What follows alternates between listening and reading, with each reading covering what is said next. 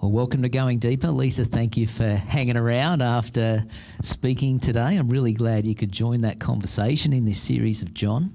It's a great story looking at this woman, this Samaritan woman at this water well who meets Jesus in an unexpected way. I always like asking the question, like you're the one out of all of us that have spent the most time in that passage as you've prepared. How do you reckon it was for that woman? So she's gone to the well to get some water and she has this unexpected encounter with Jesus. What do you think it would have been like for her? What would it have felt like? What would have been going on for her, do you think, as you've engaged with that? Look, I really sensed as I read it that from the very first words that Jesus said to her, there was a sense of disbelief as to why is this guy even speaking to me? Like there was, I imagine that she came to the well, she probably saw him sitting there, and nowhere in her mind was she thinking this guy's going to start chatting to me, let alone the encounter that actually occurred. So I think for her, from the very first words of, can I have a drink? She's like, what? Why are you speaking to me?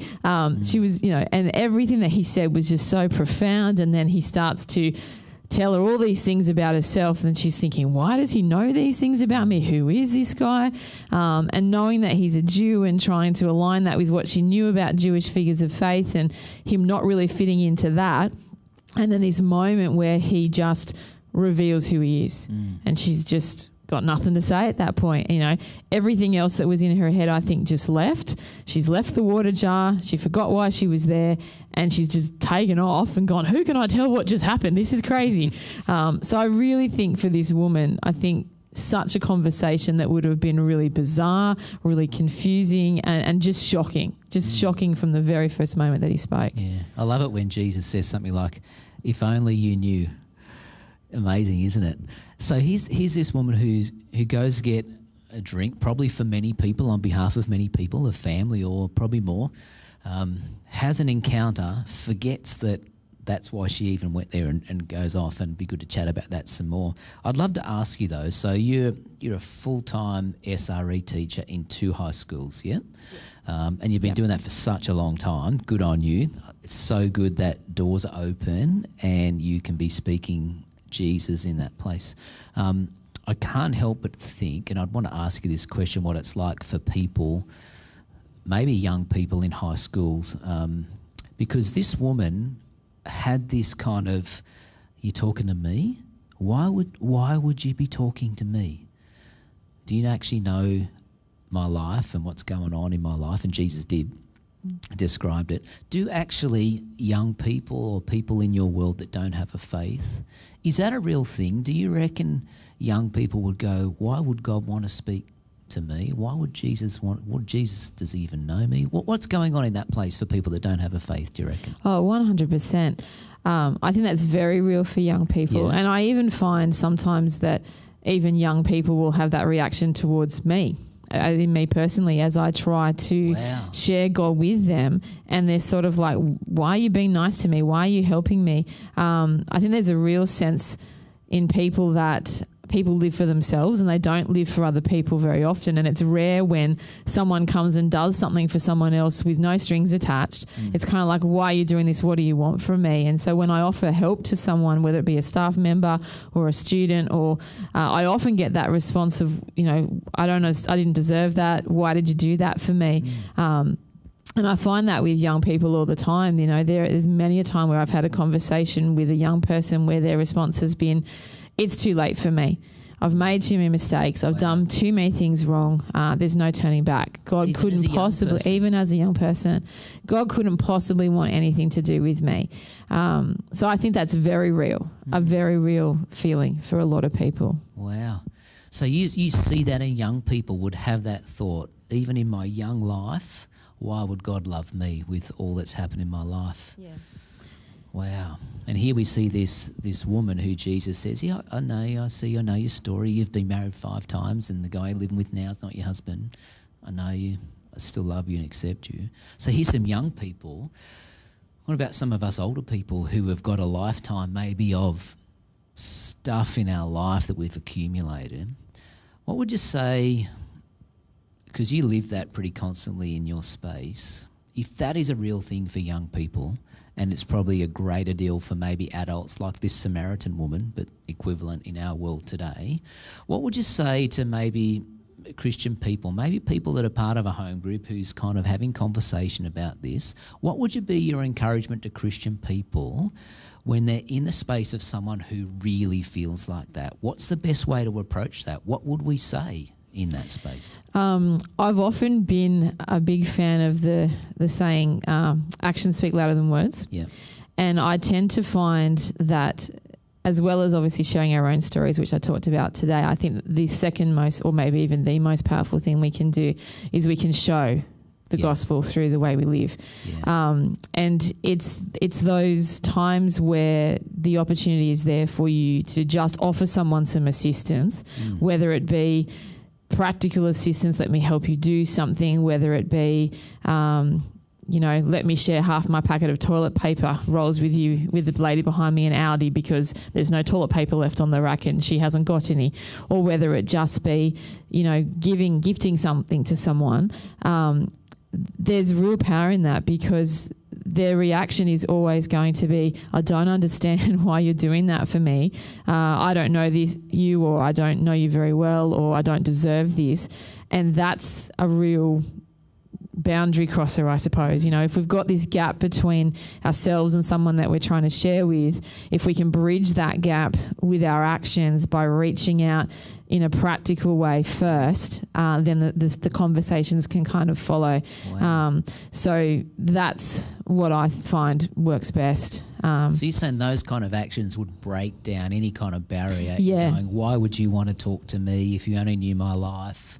Yeah. Wow. And it can be difficult, and you'll come across people who will keep putting the wall up and saying, don't touch me, don't come near me. But if you just keep coming and just keep, reaching out, it's going to bring those walls down. Like it can't not. Love is the most powerful thing, and the best demonstration of love is nothing that we can say, but what we do, and that is going to make a difference for sure. Wow. You would have so many stories. I know a few of them because you've shared them with me in your journey, and I know there's been times when you've even engaged Coast Community Care to actually engage emergency relief gift cards or whatever to help in that way. Practical support that says, love you, see you, appreciate you. What difference has that made in those situations, even as time's gone on? So practical need fulfilled. What difference has that made in that place? Look, I think it just allows for relationship building. It allows for you to have a conversation, why did you do that? Well, this is why. Let me tell you about what God's done for me. Yeah. And if I can do something for you, then that's fantastic. So I think, it breaks the initial wall down for you, and then allows that relationship to build, for a friendship to form, because I think when someone's got a wall up in their life and they're trying to keep people out, if you can tear that wall down with love, with practical love, then you can reach the person. And I think that's what makes the difference. Yeah. It'd be interesting if we held the disposition without saying it, if only you knew. Yeah. If only you knew how much God loves you and sees you. Imagine if we held that disposition, it'd change things, wouldn't it? I loved how you shared about the testimony that we have. Because this Samaritan woman had such a testimony, a story, that she left a water jar and just went and told people, couldn't help it. But you made a great point that I think is an issue for many Christian people. You spoke about Irene and how she shared a story. I love Irene. If you're watching, I just love the way that you engage with people and you just openly share your story. She's got an amazing story. So it's good. Inspirational. She catches me in the heart every time. Yeah. And I just love to see what God's done in her and continues to do through her. And she's got this amazing life story, how God redeemed her and rescued her. But it's funny, many Christian people would say they haven't got that story. And you hear people say, I just need to go and work on my testimony. And then you talked about one of your kids, your son, who would say, I haven't got a story like that.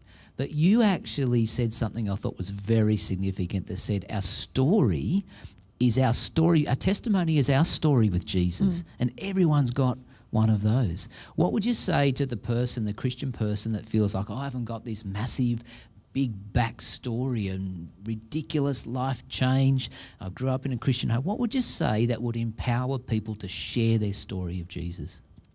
Look, I would really probably just ask the question that I asked this morning, which is just take a moment and go, what's God been doing in my life? Because if you think back, I know I don't have to think back very far to go, wow, God did that this week. God did that last month. God did that last year. And you have significant moments in your life, and then you have life, those little moments as well. But they're all important. And depending on the context of the conversation that I'm in, will vary the story that I tell. Yeah. What's an example? Has there been a time, or what would you say if you go, it's a bit hard, but if someone says, what's your story with Jesus? What would you say? What would you say? One of my favourite stories is usually to tell the story of how I wound up becoming an SRE teacher, which, coming out of high school, I had all the plans in the world of being a marine biologist. And bit different to what I'm doing now.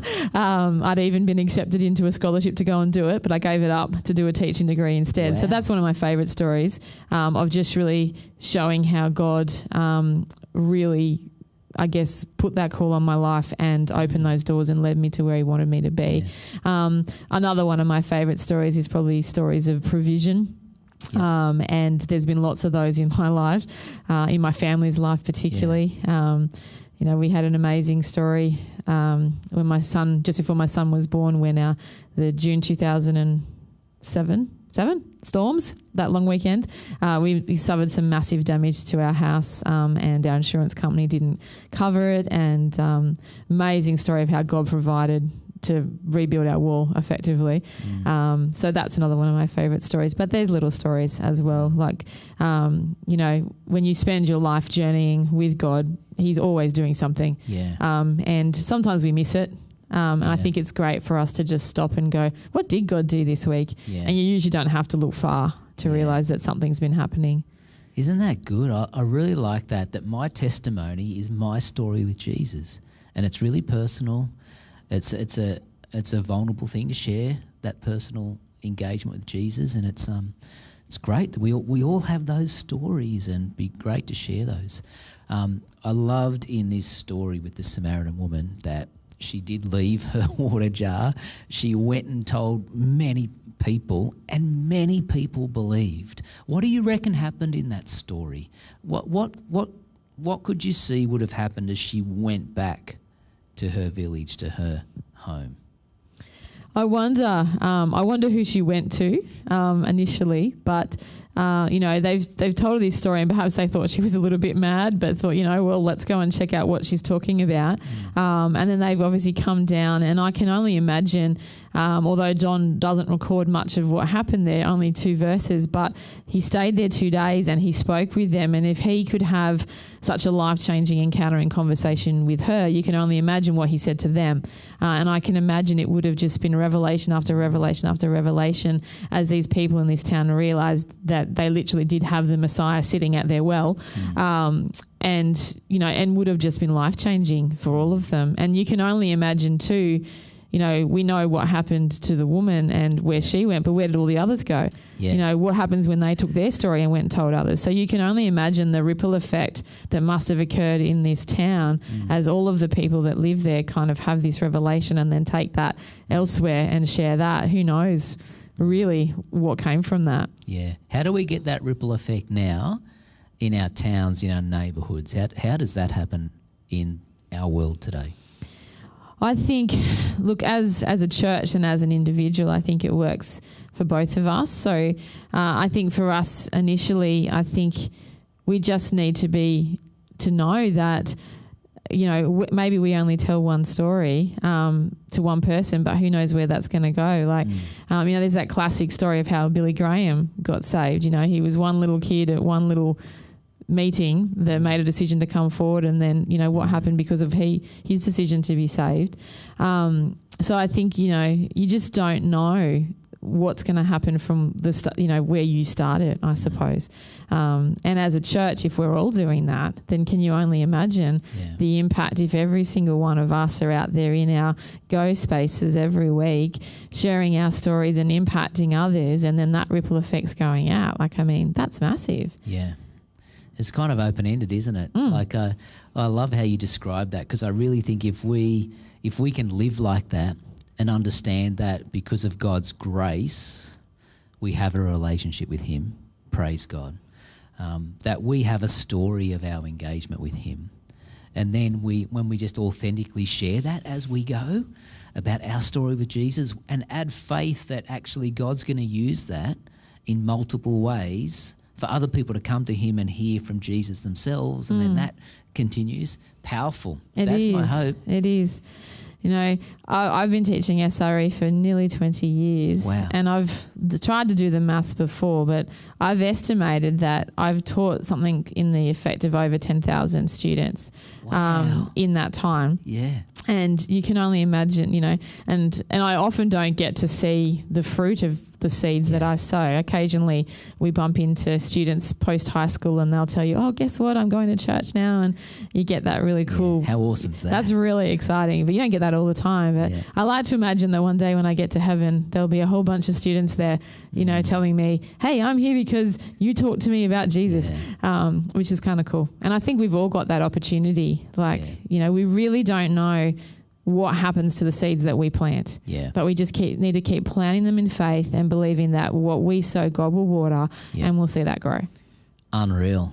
I really appreciate you bringing that message. I love how you live your life. I love how you describe that then. And my hope is that we can do that together. We can share our faith like that in all the places God has us, from our homes, from our streets, our neighbourhoods, in our workplaces, just to be ready to share and trust God that great things will happen out of that, like we saw in this story today. So thanks for sharing. Thanks for joining us. Our hope is that this would cause some great conversation, whether it's in a home group or just with a few people, on how we can share our story with Jesus with others so that we see many believe. Yeah. Thanks, Lisa. Thanks for joining us. We'll see you soon.